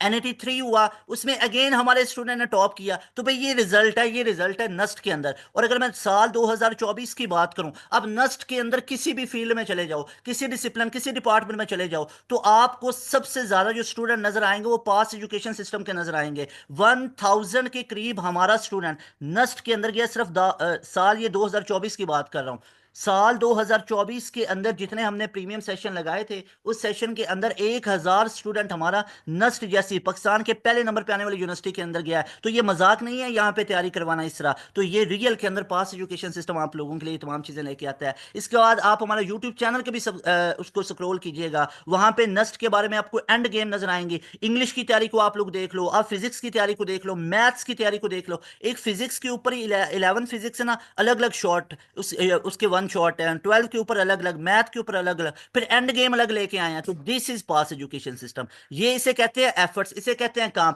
ऐसा नहीं होता है कि एक जगह से कॉपी पेस्ट करना बहुत आसान होता है। पास एजुकेशन सिस्टम के इसके पीछे बहुत सालों की एफर्ट है, उसके बाद ये चीजें आप लोगों के लेके आए हैं। तो अब हम मूव करते हैं अपने नेक्स्ट चैप्टर की तरफ, उसके अंदर मैं आप लोगों को फर्दर ये चीजें बता देता हूं। तो यहाँ पे अब हमने डिस्कस किया हुआ है चैप्टर नंबर 4 को। नेक्स्ट हम स्टार्ट करते हैं चैप्टर नंबर 4 को। अब चैप्टर नंबर 4 के अंदर से भी पूछे गए थे क्वेश्चन नस्ट के एनईटी 1 के अंदर, एनईटी 2 के अंदर, प्रीवियस ईयर्स की अगर हम बात करें तो चैप्टर नंबर 4 भी बहुत ज़्यादा इंपॉर्टेंट है। तो यहाँ पे हम बात कर लेते हैं। नेक्स्ट हमारे पास है 11 फिजिक्स का, दैट इज चैप्टर नंबर 4। तो यहाँ पे नेक्स्ट अब आ गया पावर एंड वर्क के रिलेटेड चैप्टर नंबर 4। अब वर्क के रिलेटेड जैसे भी मैंने आप लोगों को बताया, वर्क इक्वल टू हमारे पास F D cosine of theta, ये रिलेशन कब यूज होता है वर्क को निकालने के लिए, जब फोर्स हमारे पास कांस्टेंट है। और जब हमारे पास फोर्स कांस्टेंट नहीं होती तो फिर हम वर्क को निकालते हैं ग्राफिकली वे से। तो ये तमाम चीजें आप लोगों ने याद रखनी है जब हमारे पास फोर्स कांस्टेंट ना हो। इसके बाद आप लोगों ने याद रखना है, यहाँ पे मैंने एनर्जी के यूनिट्स वगैरह ऊपर आप लोगों को पहले भी बता दिए हुए थे। अब इसके बाद हमारे पास पावर के रिलेटेड बहुत इंपॉर्टेंट चीजें आ जाती हैं। पावर हमारे पास क्या होता है, P is equal to V I. अब वी की जगह पे आई आर पुट करें तो आई स्क्वायर आर आ जाता है। अब यहाँ पे आपको क्या नजर आया कि पावर रेजिस्टेंस के डायरेक्टली प्रोपोर्शनल है। इसके बाद अगर इसी पहली इक्वेशन के अंदर आई की जगह वी ओवर आर पुट करो तो ये बन जाता है वी स्क्वायर अपॉन आर। तो यहाँ पे अब देखोगे तो हमारे पास जो पावर है वो रेजिस्टेंस के इनवर्सली प्रोपोर्शनल है। तो यहाँ पे पावर क्या आपको नजर आ रहा, पावर आप लोगों को रेजिस्टेंस के डायरेक्टली नजर आ रहा है। कब होगा, जब सीरीज कॉम्बिनेशन है। और सीरीज कॉम्बिनेशन में क्या होता है, करंट सेम होता है। तो चेक कर सकते हो, जब करंट हमारे पास सेम यानी करंट हमारे पास कांस्टेंट हो, तो ये अगर आई हमारे पास कांस्टेंट हो तो पावर रेजिस्टेंस के डायरेक्टली प्रोपोर्शनल। और अगर हमारे पास वोल्टेज सेम हो, और वोल्टेज किस में सेम होता है, पैरेलल के अंदर, तो याद रखिएगा पैरेलल में वोल्टेज क्या होता है, ये सेम होता है यानी कि कांस्टेंट होता है। तो यहाँ पे पावर रेजिस्टेंस के इनवर्सली, बहुत इंपॉर्टेंट ये कॉन्सेप्ट है कि पावर रेजिस्टेंस के डायरेक्टली कब होगा सीरीज के अंदर। फॉर एग्जांपल अगर मैं आपसे कहता हूं कि यहाँ पे हमारे पास कुछ मैंने यहाँ पे बल्ब लगा दी है। अब ये बल्ब यहाँ पे देख सकते हो, ये मैंने सीरीज कॉम्बिनेशन में लगाए हैं। इसकी पावर 50 वॉट है, इसकी 70 वॉट है और इसकी 100 वॉट है। और अगर मैं आपसे पूछता हूँ कि मुझे बताएं किस में रेजिस्टेंस ज्यादा होगी, तो जिसकी पावर ज्यादा उसकी रेजिस्टेंस ज्यादा होगी। तो 100 वॉट वाले की रेजिस्टेंस क्या होगी, ज्यादा होगी। अगर इसी तरह ये तीनों बल्ब मैंने लगाए होते पैरेलल के अंदर, तो अब ये तीनों पैरेलल के अंदर हमने लगा दिया, तो तीनों पैरेलल में लगे हुए हैं। तो अगर इसी की ये 50 वॉट है, इसकी 70 वॉट है, इसकी 100 वॉट है, तो भी पैरेलल में जिसकी पावर सबसे कम होगी उसकी रेजिस्टेंस ज्यादा होगी। तो 50 वॉट वाले की हमारे पास पावर कम है तो इसकी रेजिस्टेंस क्या होगी, ज्यादा होगी। तो ये तमाम वेरिएशंस डियर स्टूडेंट्स आप लोगों ने याद रखनी है। इस तरह के क्वेश्चंस पूछे गए थे नस्ट के अंदर। इसके बाद हम नेक्स्ट मूव करें तो हमारे पास चैप्टर नंबर 4 के अंदर सिंपल सिंपल यूनिट्स की कन्वर्जन है, पावर के रिलेटेड जिस तरह मैं आप लोगों को चीजें बता रहा हूं ये पूछी जाती हैं। इसके बाद यहाँ पे हमारे पास नेक्स्ट चैप्टर आ, डियर स्टूडेंट्स नेक्स्ट हमारे पास चैप्टर आ जाता है which is about chapter number 5। अब चैप्टर नंबर 5 हमारे पास है सर्कुलर मोशन के बारे में। बहुत इंपॉर्टेंट चैप्टर है, यहाँ से काफी दफा क्वेश्चन पूछे गए हैं और हर एनईटी के अंदर यहाँ से क्वेश्चन पूछे जाते हैं। अगर सर्कुलर मोशन की बात की जाए तो इसमें सबसे पहले मैं डिस्कस करना चाहूंगा मूवमेंट ऑफ इनर्शिया को। अब याद रखिएगा, जिस तरह मूवमेंट ऑफ इनर्शिया का रोल होता है सर्कुलर मोशन के अंदर, इसी तरह मास का रोल होता है लीनियर मोशन में। यानी आप ये भी कह सकते हो कि जिस तरह लीनियर मोशन के अंदर मास रोल प्ले कर रहा है, वैसे ही movement of inertia same role play करता है सर्कुलर मोशन में। अब मूवमेंट ऑफ इनर्शिया हमारे पास क्या होता है, that is I is equal to M R square. यहाँ पे एम मास है, D distance from axis of rotation हमारे पास है, और यहाँ पे जो आई होता है ये हमारे पास से बेसिकली मूवमेंट ऑफ इनर्शिया को बताता है। अगर आई को हम फर्दर इलाबोरेट करें तो आई बेसिकली हमारे पास से डिस्ट्रीब्यूशन ऑफ मास को बताता है। यानी मूवमेंट ऑफ इनर्शिया किसको बताता है, ये डिस्ट्रीब्यूशन ऑफ मास को बताता है। Simple is that, distribution of mass ये हमें कौन बताता है, movement of inertia. M mass हो गया और डी हमारे पास, आर हमारे पास distance from axis of rotation है। अब यहाँ पे कुछ आप लोगों को मूवमेंट ऑफ इनर्शियाज याद होने चाहिए। जैसे अगर मैं रिंग की बात करूं, रिंग या हुप कह लें, दोनों बिल्कुल सेम शेप के हैं, तो इनका जो मूवमेंट ऑफ ऑफ इनर्शिया होता है that is equal to I is equal to M R square. इसके बाद अगर मैं सॉलिड स्फीयर की बात करूं तो सॉलिड स्फीयर का हमारे पास मोमेंट ऑफ इनर्शिया कितना होता है, दैट इज 2/5 mr स्क्वायर। इसके बाद अगर मैं डिस्क की बात करूं या किसी मैं इसकी सिलेंड्रिकल शेप की बात करूं, यानी सिलेंडर की तरह की शेप की बात करूं, यानी डिस्क वगैरह का, ये सिलेंड्रिकल शेप है, तो उसके लिए हमारे पास होता है I is equal to half M R square. इसके अलावा आप लोगों के लिए टेबल भी बना हुआ है आपके जो पूरा पीटीबी का सिलेबस है उसके अंदर, तो उसको भी आप लोग ओवरव्यू कर सकते हो, रिमेंबर डियर स्टूडेंट्स। अच्छा, अब इसके बाद हमारे पास इस पूरे सर्कुलर मोशन वाले चैप्टर के अंदर से लीनियर एंगुलर मोमेंटम के रिलेशंस आने चाहिए। L is equal to R cross P है। अब ये एक हमारे पास टॉर्क का होता है आर क्रॉस एफ। अब ये दोनों रिलेशंस बड़े मजे के हैं। एक हमारे पास है एंगुलर मोमेंटम, एक हमारे पास है टॉर्क। तो भाई इन दोनों को मैं पढ़ूंगा कैसे? इन दोनों को मैं पढ़ूंगा, एक दफा पेपर में क्वेश्चन आया हुआ था कि मूवमेंट ऑफ लीनियर मोमेंटम ये किसके इक्वल होता है? तो remember dear students, movement of linear momentum इसको क्या बोलेंगे? इसको एंगुलर मोमेंटम बोला जाता है, वेक्टर क्वांटिटी है। इसके बाद हमारे पास टॉर्क क्या होता है? टॉर्क होता है मूवमेंट ऑफ फोर्स। तो दो चीजें हैं, अगर तो हमारे पास हो मूवमेंट ऑफ लीनियर मोमेंटम तो ये किसके इक्वल आएगा? और एक है हमारे पास मूवमेंट ऑफ फोर्स, तो ये किसके इक्वल आएगा? तो remember students, movement of linear momentum है ये हमारे पास एंगुलर मोमेंटम के इक्वल आएगा, और मूवमेंट ऑफ फोर्स ये हमारे पास टॉर्क के इक्वल आएगा। इसके बाद आप लोगों ने याद रखना है हमारे पास एक रिलेशन है S is equal to R theta. ये हमारे पास है कि linear distance is R time of angular displacement. Similarly, linear velocity is r time of angular velocity. Similarly, linear acceleration is r time of angular acceleration. तो यहां से question पूछे जाते हैं, एक्सेलरेशन की वैल्यू आप लोगों से कैलकुलेट करने का कहता है, तो ये हमारे पास आ जाता है। इसके बाद हमारे पास इसी चैप्टर के अंदर रियल अपेरेंट वेट के कॉन्सेप्ट है। अब इसके मैं आप लोगों को शॉर्ट ट्रिक्स बताना चाहता हूँ। यहाँ पे एक आप लोगों के लिए नस्ट एनईटी के पूरे फिजिक्स की शॉर्ट ट्रिक की सीरीज लेके आएंगे, एक वन शॉट लेके आएंगे। ये आप लोगों से आज की डेट में इंशाल्लाह ताला प्रॉमिस है, इंशाल्लाह ताला अल्लाह के फजल से आप लोगों के लिए एक नस्ट के एनईटी के ऊपर मैं पूरी एक शॉर्ट ट्रिक लेके आऊंगा। नस्ट के एनईटी के फिजिक्स पे भी अलग शॉर्ट ट्रिक्स लेके आऊंगा, और मैथ्स के ऊपर भी हम आप लोगों के लिए पूरा शॉर्ट ट्रिक लेके आएंगे। यानी कि पूरी नस्ट के अंदर फिजिक्स के रिलेटेड कितने शॉर्ट ट्रिक यूज हो सकते हैं वो तमाम के आज के लेक्चर में तो हम कैलकुलेशन बेस को पढ़ रहे हैं ना, यानी पूरी फिजिक्स के शॉर्ट ट्रिक्स के एक वन शॉट आएगा, पूरी फिजिक्स के शॉर्ट ट्रिक का वन शॉट आएगा इंशाल्लाह। और इसी तरह पूरी मैथ के शॉर्ट ट्रिक का एक वन शॉट आएगा। तो ये इंशाल्लाह ताला बड़ी कंप्रिहेंसिव डिटेल में ये दोनों मैं आप लोगों के लिए वीडियो लेके आऊंगा, जिसमें नस्ट को पूरा करेंगे इंशाल्लाह ताला। अब यहाँ पे ये चीजें आप लोगों के लिए पास एजुकेशन सिस्टम के चैनल पे आप लोगों को बस नजर आएंगी।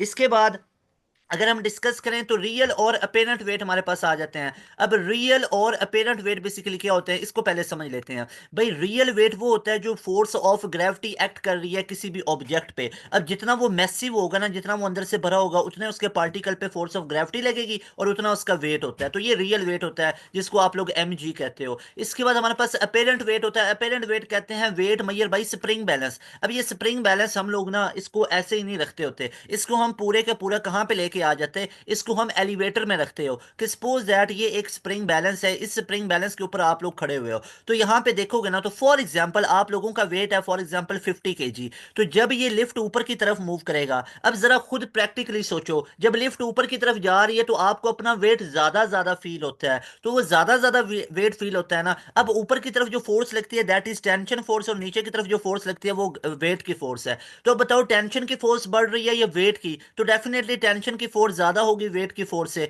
जब हमारे पास लिफ्ट अपवर्ड मूव कर रही है। तो अगर टेंशन और वेट को मैं इक्वेट करना चाहता हूं तो डेफिनेटली टेंशन ज्यादा ना, तो वेट में हमें कुछ ऐड करना पड़ेगा। तो ये हमारे पास नेट फोर्स एम जी जो एक्ट कर रही होती है, और वेट हमारे पास किसके इक्वल आ गया, that will be T minus M G. तो ये रिलेशन दोनों कब यूज होते हैं, ये वन वाला और वन स्टार वाला, ये दोनों रिलेशन तब यूज होंगे when lift is moving upward. अब इसी तरह आप एक और भी तो रिलेशन बना सकते हो, जब लिफ्ट डाउनवर्ड मूव कर रही होगी तो वेट ज्यादा होगा टेंशन की फोर्स से। दोनों को इक्वेट करने के लिए टेंशन के अंदर हमें कुछ फैक्टर ऐड करना पड़ता है, वो नेट फोर्स। तो यहाँ पे हमारे पास से W minus M G equal to tension आ गया। तो यहाँ पे ये रिलेशन और ये रिलेशन देखो, तो यहाँ पे ये टू स्टार इसको मैं बना देता हूँ और इसको मैं टू बना देता हूँ। तो यहाँ पे ये इक्वेशन वन स्टार, टू और टू स्टार, इन दोनों को अगर आप लोग देखोगे तो आपको पता चलेगा क्या क्या डिफरेंस है। इसके बाद जब कोई बॉडी फ्री फॉल कर रही होती है तो वो वेटलेसनेस फील होती है कि जैसे उसका कोई वेट ही नहीं है। तो बिल्कुल it appears to be weightlessness, actual में उसका वेट जीरो नहीं होता है, इट अपीयर्स के दिखाई ऐसे पड़ता है उसको, उसको खुद को ऐसे फील होता है ऑब्जेक्ट को कि उसका कोई वेट ही नहीं है। इसके बाद यहाँ पे अगर हम नेक्स्ट अगर हम मूव करते हैं तो हमारे पास चैप्टर नंबर 6 आ जाता है, जिसमें बहुत इंपॉर्टेंट दो इक्वेशंस आती हैं। एक इक्वेशन ऑफ कॉन्टिन्यूटी है जो law of conservation of mass के साथ होती है, और एक हमारे पास बर्नौली इक्वेशन है। तो एक इक्वेशन ऑफ कॉन्टिन्यूटी और एक हमारे पास बर्नौलीज थ्योरम है एक्चुअली। तो इन दोनों को देख लो। इक्वेशन ऑफ कॉन्टिन्यूटी किसके साथ होती है? Law of conservation of mass के साथ एसोसिएट होती है, और ये हमें क्या बताती है कि किसी भी क्रॉस सेक्शनल पाइप के अंदर जो A1 V1 होगा ये A2 V2 के इक्वल होगा, और ये हमारे पास कांस्टेंट के इक्वल होता है। और ये कांस्टेंट किसके इक्वल होता है? Volume volume per unit time, यानी वॉल्यूम फ्लो रेट के इक्वल होता है। यानी इसको वॉल्यूम अपॉन में टाइम हम लिख देते होते हैं, इसको आप लोगों ने याद रखना है। तो ए हमारे पास एरिया है, वी हमारे पास वेलोसिटी है, यहाँ पे भी ये है। जैसे फॉर एग्जांपल ये एक पूरे का पूरा क्रॉस सेक्शनल एरिया मैंने आप लोगों के लिए इमेजिन किया। अब यहाँ पे आपको नजर आ रहा है कि एक एरिया दूसरे से ज्यादा है, तो यहाँ पे एरिया A1 है, यहाँ पे एरिया A2 है। जहाँ पे एरिया कम होगा वहां पे वेलोसिटी ज्यादा होगी, और जहाँ पे एरिया ज्यादा है वहां पे वेलोसिटी कम होगी। क्योंकि आपने देखा होगा कि जैसे गार्डनिंग करते हुए पाइप होता है, उसकी नोजल आगे से आप लोग आगे प्रेस करते हो ताकि उसका एरिया कम किया जाता है। एरिया कम करेंगे तो वेलोसिटी क्या हो जाती है? ज्यादा हो जाती होती है। जिस तरह टैप होते हैं, बड़े बड़े टैप है, अगर उनका एरिया ज्यादा वेलोसिटी कम होती है, लेकिन उनका प्रोडक्ट हमेशा कांस्टेंट रहता है, और ये वॉल्यूम पर यूनिट टाइम होता है।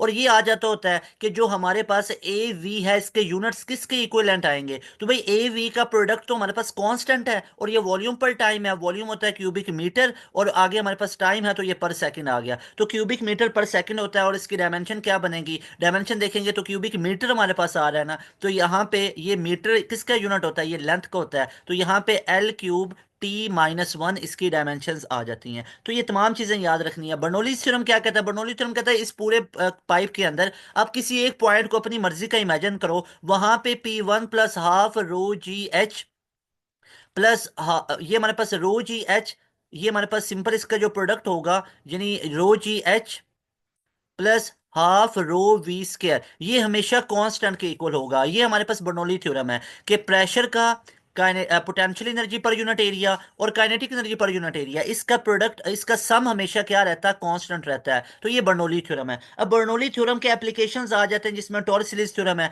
टॉर्सिलीज थ्योरम बेसिकली किसको मेजर करता है? ये हमारे पास स्पीड ऑफ एफ्लक्स को मेजर करता है। स्पीड ऑफ एफ्लक्स कहते हैं हम बाहर निकलने की स्पीड, जो कि इक्वल होती है 2G × H1 - H2। इसका मतलब ये होता है कि अगर हमारे पास कोई एक बड़ा सा कंटेनर है, वाटर टैंकर है, अगर तो वाटर की हाइट फुल भरी होगी, वाटर पूरा भरा हुआ है, तो बाहर निकलने की स्पीड भी क्या होगी? ज्यादा। तो इसको कहते हैं स्पीड ऑफ एफ्लक्स, बाहर निकलने की स्पीड किसी एक वेसल में से, यूटेंसिल में से, किसी एक बर्तन में से, कंटेनर में से। तो ये स्पीड ऑफ एफ्लक्स किस पे डिपेंड करती है भाई? जितनी हाइट से वाटर फॉल कर रहा है, तो जितना H1 बड़ी हाइट, H2 जहां से वो निकल रहा है, तो जितना H1 और H2 का डिफरेंस ज्यादा होगा, जैसे फॉर एग्जांपल ये H1 10 मीटर पे है, H2 1 मीटर पे है, तो कितना डिफरेंस आ गया? 9 मीटर का आया। तो जितना ये डिफरेंस ज्यादा होगा H1 और H2 का, उतनी बाहर निकलने की स्पीड हमारे पास ज्यादा होगी उस फ्लूइड की। और फ्लूइड की आप लोगों ने कुछ छोटी मोटी बातें तो पढ़ी ही होंगी कि फ्लूइड आइडियल होता है, नॉन विस्कस है, उसकी डेंसिटी वगैरह, और ये इनकम्प्रेसिबल होना चाहिए, कांस्टेंट होना चाहिए। तो ये तमाम चीजें हैं, लेकिन यहाँ से क्वेश्चन नहीं आती, ये बुक रीडिंग है। फिर ब्लड फ्लो के बारे में है कि 3 to 5 टाइम उसकी डेंसिटी है वाटर की निस्बत।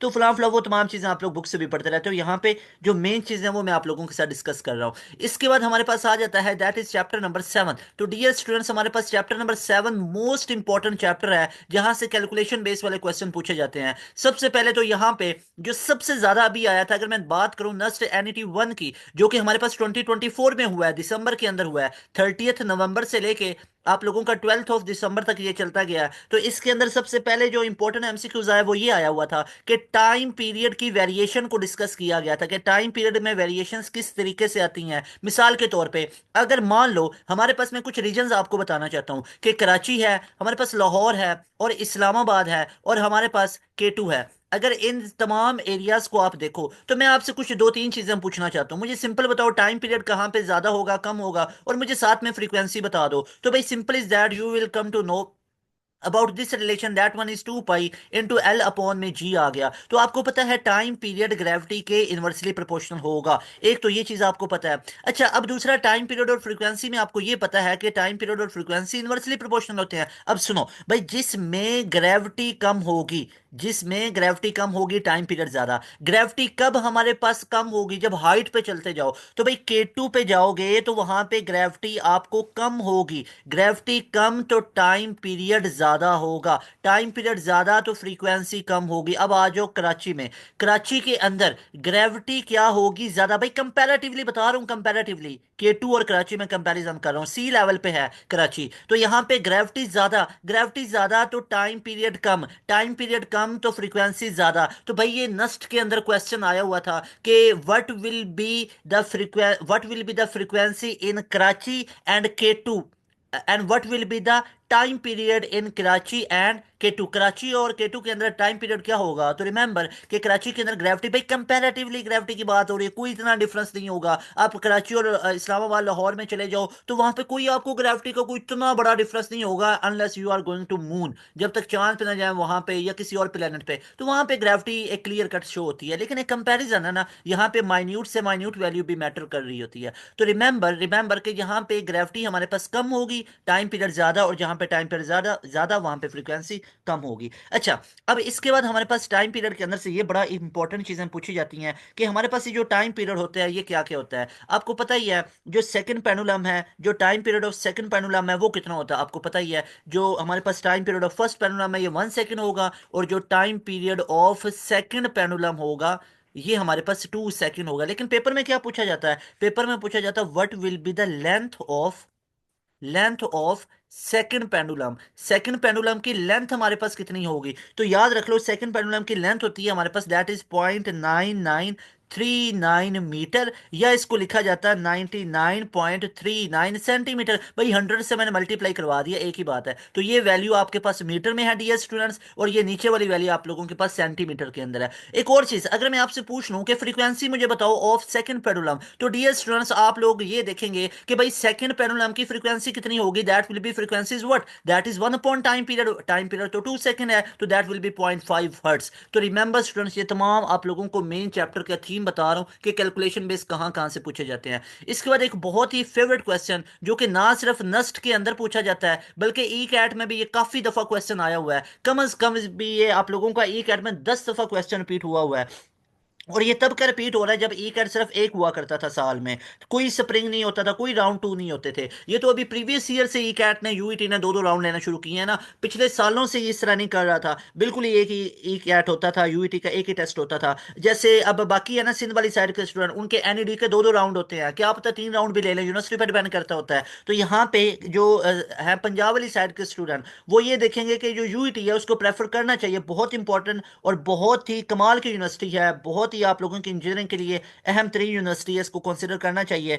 जो पब्लिक सेक्टर्स में पहले नंबर पे कंसिडर की जाती है यूईटी। तो यहाँ पे अगर मैं बात करूँ तो एक एंट्री टेस्ट का एमसीक्यूज पूछा गया था, वो ये था कि अगर मैं टाइम पीरियड की बात कर रहा हूँ, अब आपको ये भी पता है कि टाइम पीरियड के फार्मूला के अंदर यहाँ पे अगर आप लोग देखेंगे ना, तो यहाँ पे आपको पता ही है हम क्या लेते हैं, एम जी साइन थीटा वाला लेते हैं, कोसाइन थीटा वाला उसके साथ कैंसिल हो जाता है। बहरहाल यहाँ पे हम कैलकुलेशन बेस पे अगर चीजों को डिस्कस करें तो दो रिलेशंस आप लोगों ने पढ़े होंगे, X is equal to X naught sine of theta, एक पड़ा होगा X is equal to X naught cosine of theta. तो भैया ये कब यूज होगा और ये कब यूज होगा, ये कंफ्यूज कर रहे होते हैं, कंफ्यूजन होती है स्टूडेंट्स को। तो याद रखें, जब आपको डिस्प्लेसमेंट निकालना हो from mean position, from mean to extreme, तो नहीं भूलना भाईजान, नहीं भूलना। और जब आपको डिस्प्लेसमेंट निकालना हो from from extreme to mean, जब आपको एक्सट्रीम टू मीन निकालना हो तो ये यूज करेंगे। अब देखो, मान लो अगर मैं आपसे कहता हूं ये मेटेलिक बॉब है, ये मीन से एक्सट्रीम जाते हुए जब हाफ तक पहुंचेगा तो इसको टाइम कितना लगेगा? भाई याद रख लो, आई रिपीट कि what will be the time when this metallic Bob will cover distance half of its amplitude from mean position, कि मीन से एक्सट्रीम की तरफ जाते हुए इसने आधा डिस्टेंस कवर किया, तो भाई फ्रॉम मीन टू एक्सट्रीम आया तो यहाँ पे कौन सा रिलेशन यूज होगा, यहाँ पे साइन थीटा वाला यूज होगा। अब साइन थीटा वाला यूज होगा तो आप इसको कैसे लिखोगे, आप लिखोगे X is equal to X naught sine of omega T, theta की जगह पे ओमेगा टी लिखा जा सकता। ये डिस्टेंस कितना हो गया, ये एम्पलीट्यूड का हाफ हो गया हुआ है, तो आगे X naught sine of omega की जगह पे 2 पाई एफ इंटू टी। तो यहाँ पे देखो एक्स नॉट से कैंसिल हो गया, तो ये हमारे पास कितना बना, हाफ इक्वल टू साइन 2 पाई आगे टी, और इस एफ की जगह पे मैंने कैपिटल टाइम पीरियड नीचे लिखा है क्योंकि फ्रीक्वेंसी टाइम पीरियड का रेसिप्रोकल है। अब आपको ये स्मॉल टी निकालना है, साइन इधर आके इनवर्स हुआ, और साइन इनवर्स 1/2 किस में होता है, साइन ऑफ 30 में, और साइन ऑफ 30 को लिखा जा सकता है पाई/6। तो ये पाई/6 equal to 2 pi T upon में कैपिटल टी आया, तो स्मॉल टी का वैल्यू कितना आ गया, ये पाई पाई से कैंसिल हो गया, तो ये टी इधर गया और 2 इससे मल्टीप्लाई हो गया, 2 6 12 हो गया, तो टी अपॉन में 12 हमारे पास राइट आंसर आएगा। सिमिलरली अब आप मुझे इसका करके बताओ सेम, कि अगर यही कंडीशन हो और बॉडी एक्सट्रीम टू मीन आ रही हो, फ्रॉम एक्सट्रीम टू मीन, तो अब बताएं हमारे पास कितना होगा। इसके बाद इस पूरे चैप्टर के अंदर आप लोगों को देखने को मिलेगा एक्सेलरेशन के रिलेशंस। एक्सेलरेशन हमारे पास किसके इक्वल होता है, that is minus omega square into x. And remember student, omega का वैल्यू हमारे पास क्या होता है, के अपॉन में एम होता है, याद रख लो। अगर स्प्रिंग कांस्टेंट दी हो, मास दी हो, ओमेगा ऐसे निकाल सकते हैं। अगर फ्रीक्वेंसी दी हो तो omega is equal to 2 pi F से निकाला जाता, याद रख लो। Omega is equal to pi F कब यूज करेंगे, जब फ्रीक्वेंसी गिवन है। ये कब यूज करेंगे, जब स्प्रिंग कांस्टेंट और मास गिवन है, और ये एक्सेलरेशन हमारे पास होता है। इसके बाद एक हमारे पास वेलोसिटी का रिलेशन होता है जो कि v is equal to X naught into K upon में एम, के अपॉन में M into 1 minus X square upon में एक्स नॉट का स्क्वायर आ जाता है। और अगर मैं मैक्सिमम की बात करूं तो हमारे पास मीन पोजीशन पे काइनेटिक एनर्जी मैक्सिमम होती है, ये बहुत इंपॉर्टेंट है। मीन पोजीशन के ऊपर काइनेटिक एनर्जी मैक्सिमम होती है, काइनेटिक एनर्जी मैक्सिमम होती है, और पोटेंशियल एनर्जी मिनिमम होती है, कितनी होती है, minimum, and equal to zero. और उसके बाद अगर मैं बात करूं एक्सट्रीम पोजीशन पे, तो एक्सट्रीम पोजीशन के ऊपर पोटेंशियल एनर्जी मैक्सिमम होती है, और जो काइनेटिक एनर्जी है ये हमारे पास जीरो होती है। क्या होती है, जीरो, क्योंकि वहां पे चल के बॉडी रेस्ट पे आ जाती है। ओवरऑल एनर्जी कितनी रहती, हाफ के एक्स नॉट का स्क्वायर। ओवरऑल एनर्जी हमारे पास कंजर्व रहती है, ओवरऑल एनर्जी कंजर्व रहती है डियर स्टूडेंट्स, रिमेंबर। इसके बाद डियर स्टूडेंट्स हम नेक्स्ट मूव करें तो हमारे पास नेक्स्ट आ जाता है चैप्टर नंबर 9। उसके बारे में मैं आपको डिस्कस करवाता हूं। एक नस्ट के ऊपर पूरा मैं शॉर्ट ट्रिक की सीरीज लेके आऊंगा इंशाल्लाह ताला, जिसमें जितने भी आप लोगों के ये आते हैं ना शॉर्ट ट्रिक यूज हुए होते हैं नस्ट के अंदर, वो तमाम आप लोगों के साथ इंशाल्लाह मैं डिस्कस करूंगा एक वीडियो के अंदर। आज की क्लास में सिर्फ और सिर्फ मैं क्या डिस्कस करवा रहा हूं, आज की क्लास में सिर्फ और सिर्फ आप लोगों को मैं डिस्कस करवा रहा हूं जो कि हमारे पास कैलकुलेशन बेस वाले हैं, जो कि कैलकुलेशन बेस वाले हमारे पास चीजें पूछी जाती हैं, वो आज की क्लास में मैं आप लोगों के साथ डिस्कस कर रहा हूं। अच्छा जी डियर स्टूडेंट्स, नेक्स्ट अगर हम मूव करते हैं तो हमारे पास बहुत इंपॉर्टेंट एक आ जाता है चैप्टर नंबर 9। अब चैप्टर नंबर 9 हमारे पास YDSC के बारे में है, तो यहाँ पे हम बात करेंगे जो कि फिजिकल ऑप्टिक्स के बारे में है, that is about chapter number 9। अब चैप्टर नंबर 9 हमारे पास किसके बारे में, फिजिकल ऑप्टिक्स के बारे में, फिजिकल ऑप्टिक्स, यानी इसमें लाइट के बिहेवियर को स्टडी किया जाता है। इस पूरे चैप्टर के अंदर एक इंपॉर्टेंट टॉपिक है that is Young's double slit experiment, Young's double slit experiment. अगर आप लिखोगे ना यूट्यूब पे Young's double slit experiment by pass education system, तो वहां पे भी डिटेल के अंदर वो तमाम चीजें डिस्कस की हुई हैं, जहां पे आप लोगों को मिल जाएगी तमाम इसकी डिस्कशन। यहाँ पे डायरेक्ट मैं बात करूंगा डायरेक्ट नस्ट के अंदर क्या पूछा जाता है। भाई एक याद रख लो, फ्रिंज स्पेसिंग निकालने का वो आपसे बहुत पूछता है, फ्रिंज स्पेसिंग निकाल के दिखाएं। तो फ्रिंज स्पेसिंग हमारे पास किसकी इक्वल होगी, ये हमारे पास इक्वल होगी lambda L upon D, lambda L upon D. तो ये हमारे पास होगी y is equal to lambda L upon D. अब याद रख लो यहां पे हमारे पास लैम्डा वेवलेंथ है, और ये जो स्लिट्स के दरमियान में सेपरेशन है इसको डी बोला जाता है, और यहां पे स्लिट से लेके स्क्रीन तक का जो डिस्टेंस होता है इसको कैपिटल एल लिखा जाता है। तो भाई फ्रिंज स्पेसिंग, फ्रिंज की थिकनेस, उसकी जितना वो थिकर है जितना वो थिनर है उसको आप लोग मैयर कर सकते हो किस रिलेशन से, इस रिलेशन से। ये फ्रिंज स्पेसिंग है। और अगर फ्रिंज डिस्टेंस निकालना है फ्रॉम सेंट्रल स्पॉट, सेंट्रल के ऊपर तो हमेशा ब्राइट बनता है ना,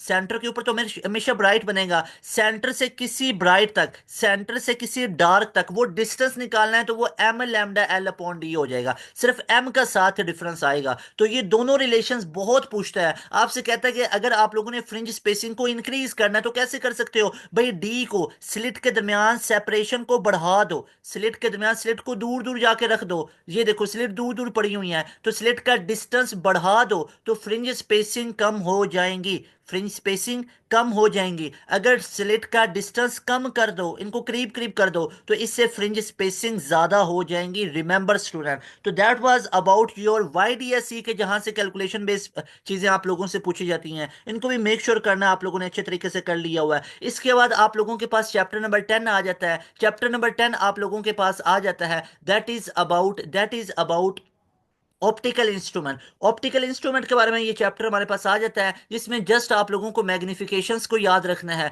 और इसके अंदर ऑप्टिकल फाइबर वाला बहुत इंपॉर्टेंट चैप्टर है, टॉपिक है ऑप्टिकल फाइबर। ऑप्टिकल फाइबर में टोटल इंटरनल रिफ्लेक्शन का फिनोमिना होता है, जिस तरह सिग्नल, जिसकी वजह से सिग्नल पास करता है। फिर चैप्टर नंबर 8 का वेव्स वाला हमारे पास जो पूरा टॉपिक है, उसमें close organ pipe, open organ pipe को आप लोगों ने रीड करके लाजमी रखना होता है। इसके बाद डीएस स्टूडेंट्स चैप्टर नंबर 11 बहुत इंपॉर्टेंट है, जो कि हमारे पास थर्मोडायनामिक्स के बारे में है, जहां पे कार्नो इंजन हमारे पास आ जाता है, जहां पे हमारे पास CP minus CV equal to R Mayer's relation आ जाता है, जो कि बताता है molar specific heat at constant pressure is greater than molar specific heat at constant volume. इसके बाद हमारे पास इंजन आ जाते हैं, डीजल इंजन है, कार्नो इंजन है, पेट्रोल इंजन है। पेट्रोल इंजन की एफिशिएंसी होती है 25 to 30%, डीजल इंजन की होती है 35 to 40%, और कार्नो इंजन की होती है nearly equal to 100% but not 100%। जब तक आप लोग उसका सिंक एंड टेम्परेचर को बिल्कुल जीरो कैलन पे नहीं सेट करोगे, तब तक इसकी एफिशिएंसी 100% नहीं होगी। अच्छा जी, that was all about your chapter number